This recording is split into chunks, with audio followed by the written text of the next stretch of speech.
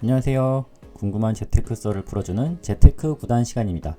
오늘은 한때 돌풍을 일으켰던 민간 임대 아파트에 대해서 알아보려고 합니다. 임대 아파트 하면 어떤 생각이 드시나요? 가난한 사람을 위해 정부에서 지원해주는 집, 싸지만 열악한 환경 등이 먼저 떠오르는데요. 오늘 소개할 민간 임대 아파트는 이런 것들과는 다른 하나의 투자 상품입니다. 그럼 대체 왜 부자들이 이 임대 아파트를 청약받으려고 안달났었는지 그 이유에 대해서 한번 알아보도록 하겠습니다. 시작은 문재인 정부의 부동산 규제였습니다. 내년 4월까지 우리가 시간을 드렸거든요. 자기가 사는 집이 아닌 집들은 좀 파시고. 하지만 정부의 경고에도 불구하고 시장엔 상승을 멈추지 않았습니다. 이에 문재인 정부는 부동산 시장 정상화라는 명목하에 각종 부동산 규제책을 쏟아내기 시작했습니다. 하지만 정부의 경고에도 불구하고 시장은 상승을 멈추지 않았습니다. 오히려 그 전보다 더 큰 상승 파티가 시작되었습니다. 각종 부동산 대책들이 하루가 멀다 하고 나오면서 시장은 말 그대로 아수라장 상태였습니다. 그렇게 각종 규제가 겹치고 겹치다 보니 다주택자들에 대한 세금들이 늘어나기 시작했습니다.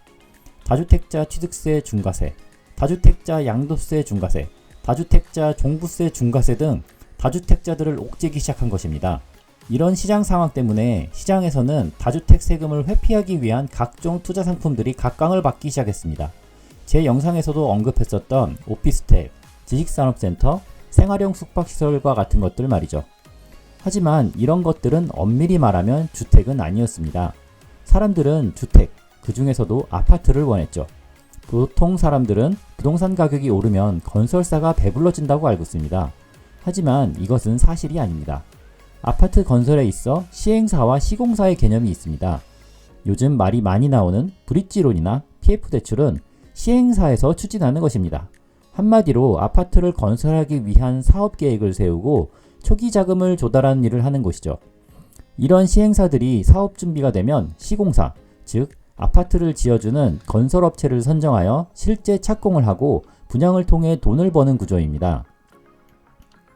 이때 시공사는 건설회사로서 도급계약에 명시된 금액으로 공사를 진행하기 때문에 이들이 더 벌어가는 것은 없습니다.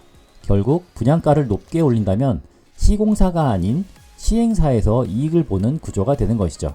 그렇기 때문에 부동산 상승기에 시행사들은 많은 고민이 있었습니다. 지금 더 비싸게 분양을 받아도 될 것 같은데 분양가 상한제 때문에 더 높은 가격을 받을 수 없는 것이었죠.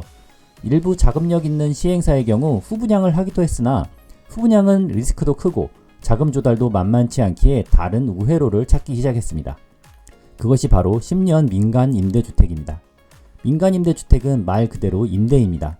따라서 분양가라는 것이 없습니다. 다만 임대기간 이후 매매가 가능하고 이는 분양가 상한제의 규제를 벗어날 수 있는 것이죠. 결과적으로 다주택자가 되지 않으려는 투자자들의 니즈와 분양가 상한제를 피하려는 시행사의 니즈가 만나 민간 임대주택이 각광을 받기 시작한 것입니다. 대표적인 단지가 21년에 분양한 용인 수지구청역에 715세대를 분양한 롯데캐슬 하이브엘이었습니다. 이곳은 외관도 그렇고 이름도 그렇고 언뜻 보기엔 일반 아파트들과 다를 것이 없습니다. 하지만 이 단지는 민간 임대로 공급되며 청약 통장이 필요 없는 사업지, 그리고 주택수에 포함되지 않는 사업지로 청약 경쟁률 200대 1을 기록했습니다.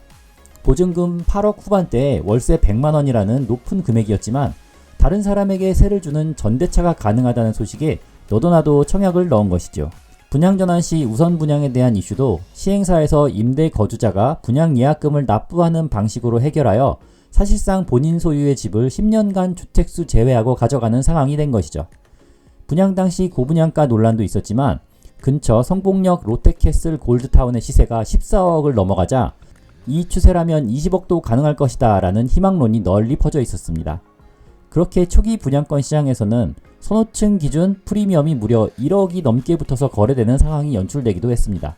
비싸다는 의견과 세금 고려 시 투자 가치가 있다는 의견이 맞붙었지만 일단은 투자 가치가 있다고 판단한 사람들이 많았던 것이죠. 실제로 투자를 단행한 사람들은 30억 강남 아파트를 보유한 사람이 15억짜리 아파트를 추가 매수할 경우 1년에 추가로 내야 하는 종부세만 수천만원, 10년이면 수억에 달하기 때문에 명의양도가 가능한 민간주택을 강남 부자들이 증여를 바라보고 투자할 것이라는 계산이었습니다. 부동산 폭등기 막바지였던 21년도의 분위기와 맞물려 이러한 논리가 먹혀 들어갔습니다. 하지만 인플레이션 심화와 미국 금리 인상이 본격적으로 시작된 2022년, 부동산 시장은 차갑게 얼어붙기 시작했고 주변 아파트들의 시세도 하락하기 시작했습니다. 그 와중에 부동산 실패로 인한 정권 교체가 이루어지며 각종 부동산 규제에 대한 법 개정이 시작되었습니다. 전국 대부분 지역이 조정지역에서 해제되었고 현재는 강남 3구 및 용산만 투기과열 지역으로 묶여 있습니다. 공시지가 현실화 폐지와 다주택자에 대한 규제 완화로 종부세는 문재인 정권 때와 비교해서 약화되었습니다. 따라서 주택수 미포함의 이점을 갖고 있던 민간임대는 더 이상 주목을 받지 못했습니다. 오히려 당시 시세보다 비싸게 분양했던 것이 약점이 되어 지금은 처분하고 싶어도 못하는 천덕꾸러기 신세가 되었죠. 거기에 분양이 아니기 때문에 중도금 개념이 없는 사업장으로 롯데건설에는 큰 자금 부담으로 돌아오고 있습니다. 그래서 롯데건설은 분양 확약금 1억 7천을 추가 선납하면 무려 1억이나 할인해 준다는 정책을 발표했습니다. 1억 7천의 PF 10년 이자가 1억보다 더 크다는 이야기죠. 지금 네이버 매물을 보면 하이브웰의 매물들이 꽤 나와 있고 마이너스 피는 크게 없지만 선납 할인이 있다고 광고를 하고 있습니다. 하지만 주변에 더욱 좋은 입지의 롯데캐슬 골드타운을 12억 이하에서 살 수 있다는 점을 고려하면 거래가 이루어질지는 미지수입니다. 부동산 규제를 피해 꼼수로 분양했던 민간임대 아파트가 지금에 와서는 처치곤란 상품이 되어버렸습니다.